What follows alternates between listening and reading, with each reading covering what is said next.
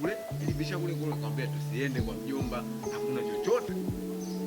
Lakini wewe ubishi, angalia. Kuna msaada gani tumeupata? Yaani mimi nimekuleta huko ni kuondoa tu lawama kwa wewe, lakini mimi nilijua kabisa huko hakuna msaada wote tutaupata. Shemeji Sakala,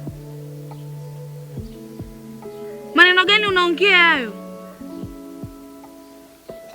Kuna nini? Mimi sina akili au maneno yako unayoongea unayafikiria kweli? Mimi kutoa wazo la kwenda kwa mjomba nilikuwa na maana yangu. Muda wote huu nilikuwa najua labda wewe utakuwa msaada sana kwangu, lakini unanikatisha tamaa. Ukoje? Au fikiri hata kiumbe wa watu yule sasa hivi anapitia wakati gani? Nakuuliza.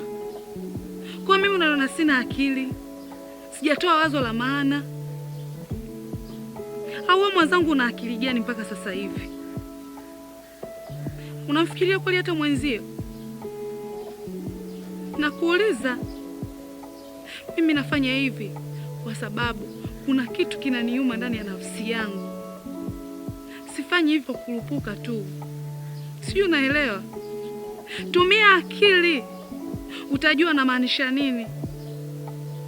Naomba nisamehe mimi. Kama nimekufuata. Nyumba yetu sisi tunajua. Jinsi ndio alivyo ndio vile vile.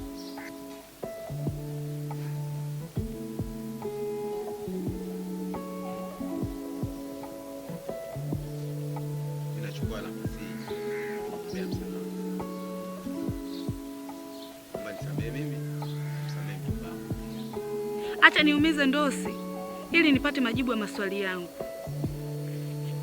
Shemeji!